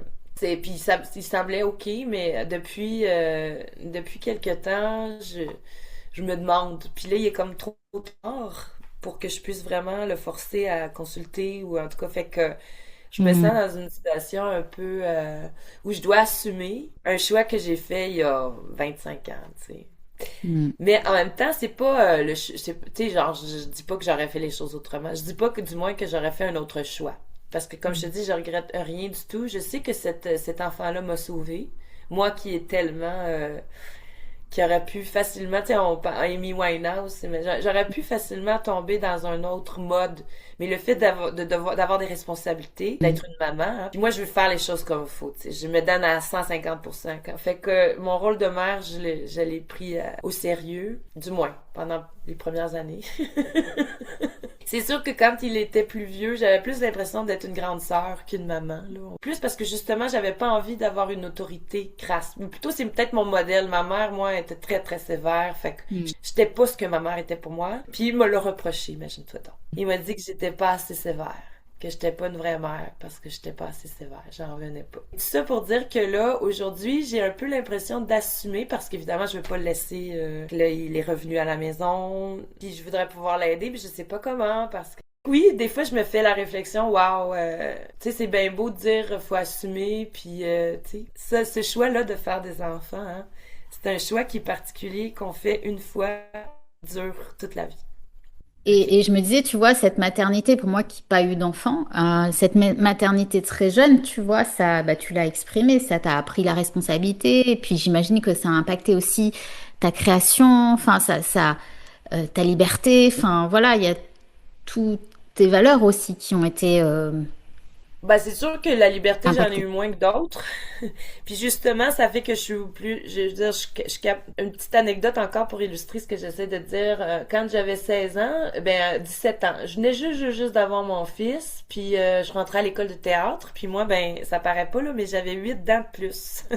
J'avais une très grande dentition. Fait qu'on m'a conseillé, on m'a dit, si tu veux avoir plus de rôles, je te conseille de te faire poser des broches. Et la dentiste, elle aussi venait d'accoucher. Elle avait 32 ans. Donc, on avait comme 14 ans de différence. Puis, ça m'a marqué, là, Ruby, parce qu'elle me dit, est-ce que tu trouves ça dur? Puis là, j'ai dit pas du tout. J'ai dit, je suis vraiment, bon, pas que je trouvais pas ça dur, mais il était hors de question que je l'admette à cette époque-là. Puis je trouvais ça plus réjouissant que difficile. Quand t'as 16 ans, là, hein, on s'entend, l'énergie, tu l'as. Sauf que elle me disait, oh, elle dit, moi, là, j'en reviens pas comment ça a changé ma vie. J'ai plus le temps pour moi. Je prends plus, tu sais, je suis plus. Elle dit ça fait 12 ans que je ne vivais que pour moi-même, puis là j'ai plus aucun temps. On dirait que ma vie est finie, je vois pas le bout du tunnel. En tout cas, je revenais pas de son désespoir. Puis je me suis dit ben tu vois, c'est une force que j'ai. Moi, j'ai jamais rien connu d'autre. Je viens d'une grosse famille, je suis l'aînée. Je me suis occupée d'enfants toute ma vie. Après, je me suis occupée de lui. C'est quand il est parti, j'ai fait mais je fais quoi là? Quand là, il avait plus besoin de moi, je me suis retrouvée comme décontenancée, tu sais, j'avais la trentaine, puis là, je me posais pour la première fois de ma vie, qu'est-ce que je veux vraiment dans la vie? C'est comme si là, je me rendais compte que jusque là, même si je faisais ce que je veux, j'avais quand même des obligations. Je veux dire, il fallait que je survive, tu sais, je veux dire, je m'étais pas posée puis dit qu'est-ce que je veux vraiment dans la vie. J'assumais juste ce qui se passait puis je prenais les opportunités au vol, mais je prenais pas de décision pour moi. Alors ça c'est quelque chose qui a changé. Là maintenant je prends des décisions et je me pose vraiment la question. Puis aussi si quelque chose m'apparaît agréable, je me donne la possibilité de changer d'idée ou d'adapter le truc pour qu'il me ressemble encore plus. Ton côté maman, comme tu le dis, Mhm. qu'est-ce que ça a changé justement ce côté dans ta manière d'enseigner, de créer? Est-ce que il y a quelque chose qui a changé? Je suis passée d'une enfant à une adulte. Je Hmm. suis redevenue une adolescente à l'âge de 30 ans. Donc, qu'est-ce que je pense que ça l'a apporté dans mon enseignement puis dans ma manière, comment dire, premièrement, de laisser plus d'autonomie. C'est-à-dire que moi, j'enseigne pas aux gens. Je les rends curieux. Je les mets dans la bonne disposition pour qu'ils se fassent leur révélation. Ça, je comprends que répéter, c'est bien, répéter, mais c'est pas moi qui apprends quelque chose à quelqu'un. Je répète les choses pour qu'il puisse se faire sa propre révélation. Je sais pas si ça fait du sens Hmm. ce que je te dis. Par exemple, j'ai un professeur de chant, elle me répétait des choses qui semblaient tellement floues, tu sais, que mon cerveau a capté. Puis c'est vraiment plus tard, alors que c'était plus du tout mon coach. J'étais en train de faire un exercice que là, tout à coup, tout s'est placé, tout s'est mis en place, puis j'ai eu la révélation, puis là, j'ai compris ce Hmm. qu'elle voulait dire, tu sais. Fait que ça, je Hmm. comprends très bien que puis chaque individu est différent. Chaque individu a besoin de son vocabulaire. Fait que je m'adapte vraiment à chaque enfant, chaque Hmm. adulte. Je leur laisse plus je suis moins dans la performance aussi parce que on est souvent, tu sais, quand on est artiste, on est dans le résultat, mais ce qui est vraiment intéressant, c'est le processus, la découverte, le jeu. Fait que chez les enfants puis chez même les adultes qui débutent, c'est vraiment ça, tu sais. Pour ça que je tripe au bout à être coach à l'académie, parce que mon rôle, pour moi, un coach, c'est pas quelqu'un qui c'est pas de l'enseignement, c'est quelqu'un qui pose les bonnes questions, c'est Hmm. quelqu'un qui aide la personne à se révéler. Ce que je veux dire souvent quand je dis j'ai un côté maman, c'est mon côté autoritaire. Il y a comme un moment donné où je me sens obligée de gérer la situation. Tu sais, c'est comme souvent Hmm. le rôle qu'on dirait qui m'est choix qui m'échouent, ou tu sais, de tempérer les comportements ou d'être à la défense de quelqu'un tu sais, par exemple, dans un groupe, souvent, puis tu sais, c'est pas arrivé rarement que t'as une réunion avec des hommes qui parlent fort, puis là, t'as une jeune fille qui a des bonnes idées, qui essaie de s'exprimer, puis constamment, les hommes la coupent. Tu sais, moi, je vais être celle qui va faire, OK, les gars, tu sais, on laisse, je sais pas moi, Ginette parler, parce qu'elle a des bonnes idées. Tu sais, je vais être comme c'est une autorité parce que c'est pas de la colère, mais c'est une fermeté qui rappelle aux gens, hey, là, vous dépassez la limite du respect, puis ce serait important de juste shut up votre cerveau pendant une seconde, regardez ce qui se passe, mettez-vous au diapason, feel the room, quoi. Zero permission. C'est une autorité naturelle. Naturelle ou en tout cas des fois momentanée, furtive. C'est-à-dire, je reste pas dans cet état-là. Mon but, c'est vraiment pas de contrôler. J'aime pas contrôler. J'aime quand les gens se sentent à l'aise de s'exprimer. Fait que mon autorité, c'est vraiment justement que chaque personne puisse exprimer ce qu'il a à exprimer. Par exemple, aussi, mettons, si j'entends quelqu'un faire un commentaire désobligeant envers un jeune qui est en train comme je te dis, de prendre son courage à deux mains, venir sur scène, là, je deviens, mais autoritaire. Moi, si t'es pas respectueux envers quelqu'un, là, je suis très autoritaire, tu sais. Ben, j'aimerais maintenant qu'on aille, tu vois, dans le cœur du format action et vérité vivante. Donc, je vais pas te demander une révélation choc, mais l'idée, c'est vraiment de sentir, par rapport à tout ce qu'on a traversé là, tu vois, tout ce qu'on a abordé aussi, quelle vérité, tu vois, demande à être dite peut-être, tu vois, simplement, sans rôle, sans devoir être jolie, sans devoir bien faire, sans devoir être la bonne fille. Mais justement, quelle est cette vérité, s'il y a une vérité ou que tu as plus envie de rendre acceptable en fait pour qu'elle soit vraiment entendue. Donc, quelle vérité sur toi ou, enfin, tu vois, sur les artistes, sur le monde culturel, est-ce que tu as plus envie d'adoucir? J'ai envie qu'on en finisse avec le concept que justement faire de l'art, c'est pas un travail viable. En fait, c'est un peu difficile à répondre à cette question-là parce dans le fond, c'est ça ma vie, c'est ça l'objectif de ma vie, de défaire supposément des vérités. Tu sais, moi, dans le fond, c'est ce que je fais à tous les jours, amener un point de vue dissident sur l'idéologie ambiante. Par exemple, l'autre jour, je suivais un atelier, puis j'étais un peu déçue parce qu'il nous faisait aller en groupe pour réfléchir à c'est quoi les valeurs importantes en innovation, en entrepreneuriat et tout ça. Puis là, après, on revenait, puis on donnait des réponses que je trouvais quand même pertinentes. Puis le gars, il disait, bon, ben c'est bien, c'est des belles réponses, mais la vérité, c'est qu'il faut avoir confiance. Puis là, j'étais comme, là, qu'est-ce que tu parles avec ton mot confiance? Tu sais, je veux dire, ça dit rien du tout. La confiance en quoi, tu sais? Fait que, spontanément, tu sais, genre, quand quelqu'un dit quelque chose, j'ai tout de suite envie d'approfondir, puis tu sais, je fais l'avocat du diable, j'amène tous les points de vue, genre, il y a rien d'absolu, premièrement, puis toute vérité peuvent être dites au contraire. Tu sais, je peux dire le contraire de toutes les vérités. Fait que, c'est vraiment ça, là, qui est mon jeu en ce moment. Il y a rien qui est vrai ou absolu, tu sais, tout est contextuel, puis il faut rester ludique par rapport à ça. Ça sert à rien de se prendre trop au sérieux. Surtout, les mots, tu sais, ils ont été créés pour qu'on se comprenne mieux. Est-ce que c'est le cas? Pas toujours, tu sais. Faut encore travailler très fort à bien choisir les mots, à bien exprimer que veut dire les mots pour moi, tu sais, avant de dire qu'on a un vrai dialogue. Des fois, on a l'impression de se comprendre, puis finalement, on a compris chacun ce qu'on voulait. Tu sais, si on analyse comme faut. Fait que, tu sais, c'est de se rappeler que c'est un jeu, la vie, puis il faut rester, comment dire, ouvert aussi. J'étais vraiment, tu sais, moi dans le fond c'est ça, j'étais de gauche, j'ai toujours été comme pour l'humain, pour l'ouverture, pour la tolérance, pour ci, pour ça. Puis là est arrivé les woke, puis je me suis fait traiter de fasciste de droite. Mais c'est correct d'avoir une opinion là, tu sais. Personnellement, j'ai l'impression que ce qui est l'enjeu de la vie, c'est d'apprendre à accepter ce qu'on est, le corps dans lequel on est, la personnalité avec laquelle on est. Oui, on peut se transformer. Oui, on peut se mettre un anneau dans le nez. On peut se raser les cheveux. On peut on peut se décorer, tout ça. Oui, on peut se mettre du botox. On peut se rajouter une corne dans le front. Là, j'ai aucun avec ça, mais j'ai un problème avec le côté d'assumer son identité. Puis j'ai l'impression que d'avoir accès à toutes ces transformations-là ne nous aide pas à assumer notre identité, mais nous éloigne de l'objectif finalement, tu sais.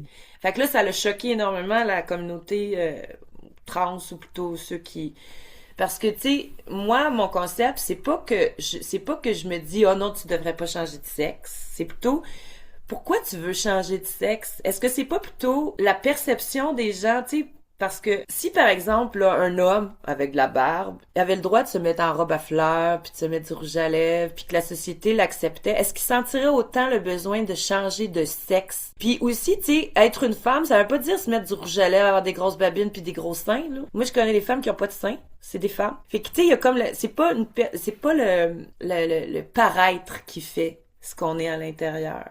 Donc, je pense que l'enjeu, c'est vraiment de mettre en phase la perception des gens puis comment on se sent. Fait qu'évidemment, donc, je suis pas contre, je t'empêche pas de rien faire, tu fais ce que tu veux avec ton corps, mais c'est pas ma perception, c'est pas que c'est une avenue dangereuse. Fait que là, à cause de ça, je me suis fait traiter de facho, tu vois. Fait que là, j'étais, ah bon, ben ok. Mais tu sais, je pense quand même que c'est important d'avoir un dialogue. On peut pas se dire, oh ben là, parce que tu dis, ça pourrait choquer quelqu'un. Mais oui, mais parce que tu me choques pas, toi, constamment à me juger en tant que femme, en tant qu'artiste. J'assume. Je vais être en phase avec mes valeurs. Tu sais, il y a des gens qui vont me dire, ouais, mais toi, tu peux bien dire ça parce qu'il y a rien vraiment que t'aimerais changer, tu sais, dans ton corps ou dans ce qui est pas vrai.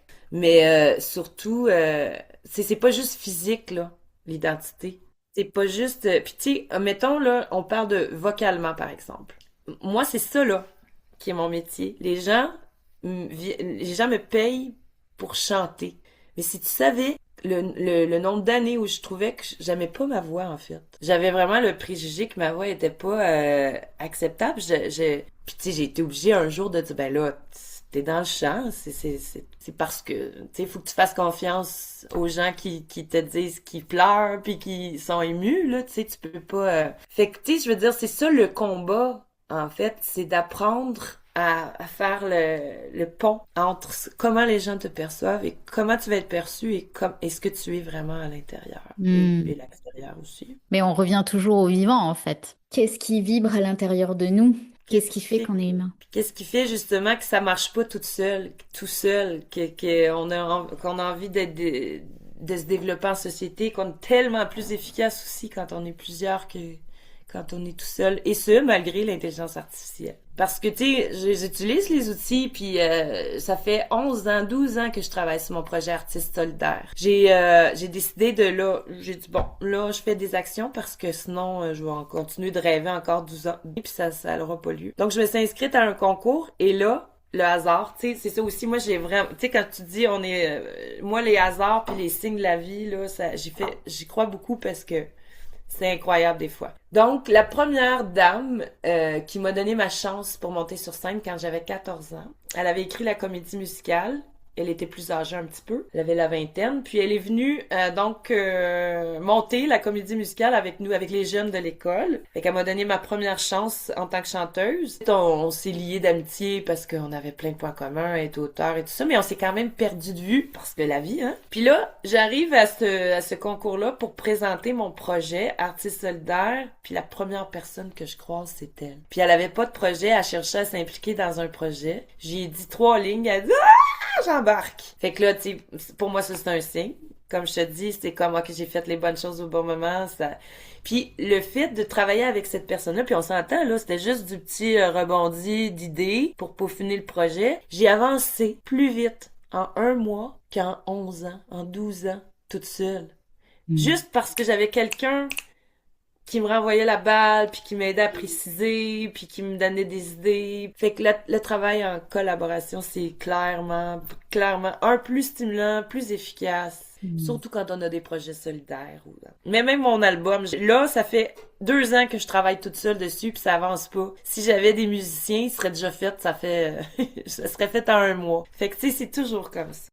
Cette série, elle s'appelle quand même Action et vérité. J'avais envie de te poser la question, quel acte concret, tu vois, même si c'est simple, est-ce que tu pourrais poser, tu vois, après cet épisode-là, dans les jours, dans les semaines qui viennent, pour honorer justement ces vérités que tu m'as partagées là, en choisissant une? Ben écoute, ça va être de fonder Artistes Soldats parce qu'en fait la vérité c'est que là je te parle d'un projet qui est comme j'ai quand même des infrastructures d'installer mais j'ai pas fait d'activité vraiment autour de ce projet-là. Fait que là parce que justement j'avais envie de vraiment peaufiner l'idée pour présenter quelque chose de pas parfait mais qui crée de l'excitation, tu sais. Fait que là, hier, j'ai commencé à en parler, puis c'était vraiment le fun, parce qu'il y a un moment donné, il y a un monsieur qui a comme fait genre « Ah, j'ai hâte que tu m'en parles! » Une réaction physique d'excitation par rapport à mon projet, c'est ça que j'ai envie. Fait que j'ai participé à un concours, mais dans ma tête, j'ai décidé que peu importe le résultat du concours, cette entreprise-là, je la lance. Je vais commencer à faire des actions, là, c'est ça probablement en juin. Commencer à faire connaître le projet. Parce qu'en fait, on va sûrement faire une campagne de sociofinancement, mais je vais aussi avoir besoin de créer des comités. Parce que je veux avoir une bonne idée des enjeux actuels, des difficultés que rencontrent les entrepreneurs artistiques et culturels. Donc, mon action concrète, ça va être de créer une plateforme. Je voudrais aussi faire un podcast, justement, sur l'entrepreneuriat culturel, qui est très particulier, je dis culturel et artistique. L'entrepreneuriat où le but, c'est pas nécessairement de se remplir les poches, mais de se créer une notoriété, puis de se créer une carrière à long terme aussi. Tu sais aussi, hein, souvent, les chanteurs, tu sais, on en entend parler, ils ont une carrière de 2-3 ans, puis plouf, après ça, plus rien. On veut des carrières pérennes, alors moi, je veux vraiment créer une plateforme qui aide les artistes à se créer une carrière plus pérenne, voilà. Magnifique. Moi, je suis ravie que tu partages ça dans ce podcast ensemble. Zéro permission, parce que exactement. C'est ça, on n'en a pas besoin. On peut pas l'incarner plus là. Zéro permission. Voilà. Pour finir, quelle question tu aimerais laisser aux personnes qui OK, donc s'il y aujourd'hui? avait une chose que tu pourrais changer, quelle qu'elle soit, au-delà de j'ai le contrôle ou pas. S'il y avait une chose dans ce monde ou dans ta vie que tu pourrais changer, ce serait quoi? On vous laisse nous répondre en commentaire. Exactement. Si jamais vous avez des questions par rapport au projet ou quoi que ce soit, ça va me faire plaisir de vous répondre. J'ai créé une chaîne Artistes Solidaires, chaîne YouTube, mais j'ai aussi un Facebook là. Si jamais vous êtes un artiste puis que vous êtes curieux de voir, ça vous intéresse de vous impliquer en amont, déjà vous savez que le projet vous intéresse, ben moi je suis à la recherche. Le plus il y a de collaborateurs, ne serait-ce que pour partager, comme je dis, vos difficultés par rapport à votre métier, les enjeux, tout ça. Ça va me faire vraiment plaisir de vous lire ou d'échanger avec vous. Quand tu dis artiste, c'est donc musicien, on est d'accord? Musicien ou musicienne ou c'est plus large? J'ai pas le goût c'est ça, il y a pas de catégorie. C'est comme j'ai essayé de trouver un terme, qui fait écho à mon métier, c'est-à-dire j'allais pas dire mais tu sais, si mettons t'es dans le communautaire, ça rentre aussi je veux dire si ton service c'est d'aider les gens d'une quelque manière que ce soit, ça rentre dans le mandat d'artiste solidaire, tu comprends? Parce que je veux décloisonner aussi. Moi, ce qui me gosse, c'est les ghettos. Justement, dire t'es musicien ou t'es acteur? Non, mais je suis les deux. j'ai des fois. Puis tu sais, fait que c'est ça, il y a beaucoup de silos. Moi, je pense que c'est fini, ça, ce temps des silos. Il faut décloisonner les disciplines, faire en sorte aussi les silos de génération. Tu sais, c'est important, les plus âgés peuvent apporter énormément aux jeunes, les jeunes peuvent apporter aux plus vieux. Entre générations, on peut s'apporter beaucoup. Puis aussi entre disciplines, c'est-à-dire qu'on parle de discipline artistique, mais le nombre de fois aussi que je me rends compte que le côté créatif des artistes pourrait apporter comme expertise, comme idée à des projets qui sont plus technologiques. Tu sais, fait que décloisonner pour créer un maximum de synergie. Pour qu'il y ait encore plus de collaboratifs, de collectifs, comme tu dis, de synergie, et oui, de créer vraiment cette osmose, en fait, cette complémentarité. Voilà. Exact. Puis d'arrêter d'être, tu sais, c'est ça, moi, là, si je suis avec 10 chanteuses, on est pas mal moins complémentaires que si un guitariste, un infographiste, un danseur. Le spectacle va être plus varié puis moins compétitif que 10 chanteuses qui essayent de se faire remarquer, tu sais. Je dis ça par expérience. J'adore chanter avec d'autres gens, mais il faut laisser l'espace. Tu sais, je dis chanteuse, mais ça peut être un saxophoniste. Chanter, jouer de la musique, c'est oui, être bon, être techniquement bon, mais ce qui fait que t'es vraiment un bon musicien, c'est que tu laisses t'as une bonne écoute, tu laisses la place, tu joues pas quand c'est pas le moment, tu laisses la place aux autres, c'est un dialogue en fait, tu sais. On aime ça parce que c'est ça la vie. C'est pas une ligne tracée, c'est des bifurcations, c'est on revient sur un point, c'est... Et le retour à soi, c'est vraiment cette incarnation du vivant, comme tu le disais tout à l'heure, accepter d'être qui on est. J'aime bien cette citation de Simone de Beauvoir, et d'ailleurs c'était un peu un mantra pendant très longtemps, c'est accepter la grande aventure d'être soi. Tout à fait. Et j'aime bien, c'est une belle phrase pour terminer notre entrevue. Merci beaucoup Angélique, Merci c'était un Rémi, régal. c'était vraiment agréable. Ce que je retiens très fort de cette conversation, eh bien, c'est que suivre son cœur n'est pas toujours romantique. Parfois, suivre son cœur, c'est reconnaître qu'un conflit ne sera pas résolu. C'est sortir d'un environnement qui pollue. C'est arrêter de confondre engagement et épuisement. C'est créer une structure parce qu'on ne veut pas seulement dénoncer ce qui ne va pas. C'est préserver les arts vivants sans sacrifier son propre vivant à l'intérieur de soi. Alors la question que je vous laisse aujourd'hui est celle-ci. Qu'est-ce que vous essayez encore de sauver, de régler ou de porter, alors que votre vivant vous demande peut-être de créer autrement? Et pour celles et ceux qui veulent découvrir l'univers passionnant d'Angélique, ses spectacles, son école, ses projets, ou même artiste solidaire, eh bien, tous les liens seront évidemment indiqués dans la description de cet épisode. Dans le prochain épisode, on continuera à explorer ces endroits où la vérité demande à reprendre forme. On ira regarder une autre facette du vivant, ce qui se dit, ce qui se tait, ce qui se transmet et ce qui commence à bouger quand une femme arrête de demander la permission d'être entière. Si cet épisode t'a touché, abonne-toi pour ne pas manquer la suite de Zéro Permission. À très vite.